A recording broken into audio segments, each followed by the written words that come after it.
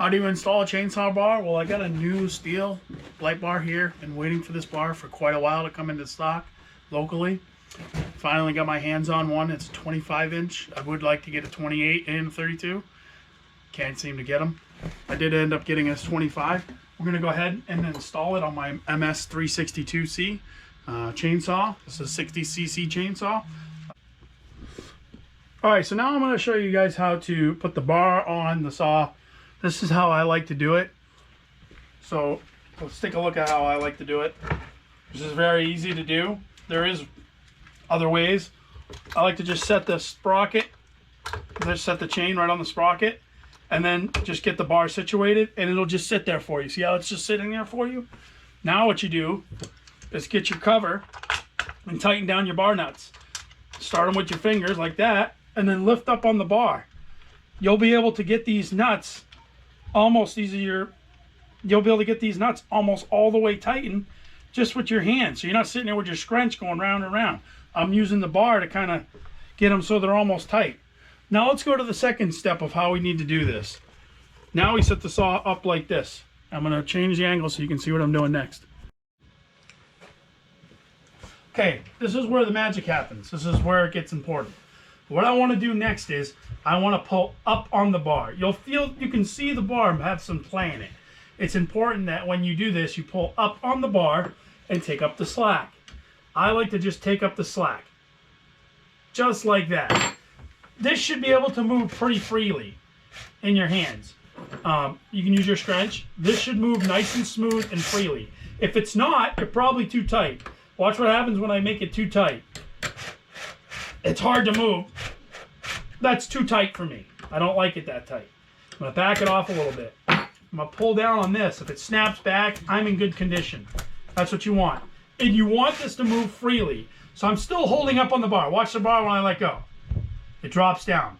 So now, while holding up on the bar, I've already tightened these cover nuts pretty much. So it's not going to move that much. Look. I'm holding up while I'm doing this. And that's pretty much it. That's all you need to do. That's tight. This should move smoothly. Just like that. Nice and smooth.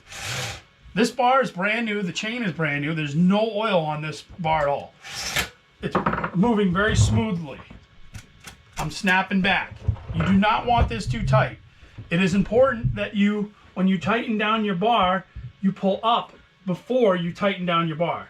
There's a couple reasons for that. The first reason is the bar is not going to move now. There's not going to be any movement in the bar because you're all the way on the stop pin of the inside of the chainsaw in here. It's already resting on that point. The second reason is as your bar is if I tighten my bar and it's flat, when I cut through a log, this is going to be in the dirt.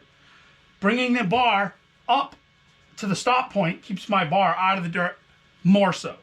I mean, you can still run it in the dirt, obviously, but being that when I come through a log, my bar is up a little bit, that's the proper placement for your bar.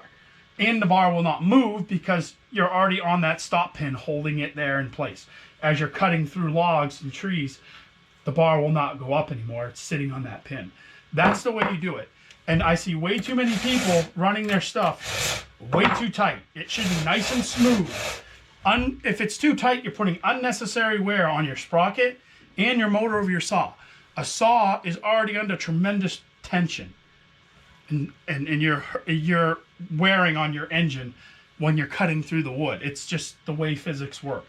Why put unnecessary wear on your bar, on your saw that you don't need to by running your chain too tight? Keep an eye on it. If you see it start hanging down like this, you're loose. If it's snapping back into place, you're good. As long as you don't see space in there, you're generally good. Now, a brand new chain is gonna loosen up and it's gonna stretch a little bit. That's just the way it goes because it's brand new. So let's talk about the 362C. STIHL MS362C. It's a good saw. It is. It's a good saw. However, I'm not sure that I like it as much as I thought. It's a good saw for what it is. It really is. It's a light saw. It's a lot better than a lot of the saws out there. There's just one thing. As you evolve in saws and you kind of realize what's what and what makes sense, this saw doesn't make a lot of sense. And the reason why it doesn't make a lot of sense is because it's very close to the same weight as a 462. Here's where they differ. This saw is running about 4.5 horsepower. A 462 is running 6 horsepower. So you're getting a lot more saw, and if you think that's not a big deal, it is. This saw, I feel comfortable running a 25, but that's about it. I wouldn't put a 28. I definitely wouldn't put a 32. A 462, it'll chew this 25 for breakfast. A 28 is a really good bar, or you can run a 32. If I'm going to step up to a 32-inch bar, I got my 661 over there. That's the saw I'm going to.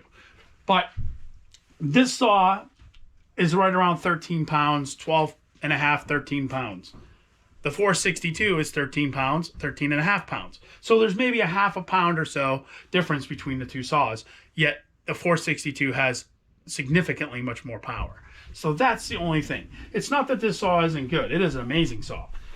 Most people would never want to get another saw. This would be it. But when you're cutting down trees a lot and time is money and you're working on a tree job, you want to get there, get this stuff done, and get out of there. You want to be professional and proficient, and you don't want homeowners sitting there. Look at this guy, sitting there with your saw, sitting there cutting for 20 minutes, on the same log. You want to you want to get it done. You want to get there, get your work done, and get home.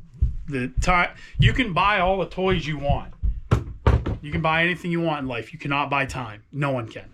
You only have a certain amount of time in life. So buy the tool that you need to do the job as best as you can do to make sense. So it's a good saw. I like the saw, but it's not, it does stuff. Now I have a 261, that's 10 pounds. That's a great limbing saw. And I also have a MS 180 over here. That's a great limbing saw. If I'm taking down a small tree and I got small little branches and it's pine, grab that 180 and I can zippity-doo-dah with that thing with a sharp chain. That thing just goes to work.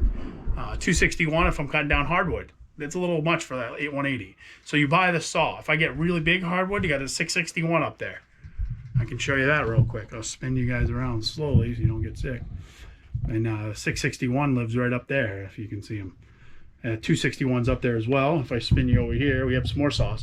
I got a Makita battery saw over there. I got an old Echo. I got an old 36, and I got that MS 180 right there. So yeah, that's some of the things to think about. And yeah, I have a 462 on order. I'm waiting for it to come in. I got the one with the full wrap handle, and I'm just waiting for it to come in. It hasn't showed up yet at my dealer, so when it comes in, I'll have it. So, all right.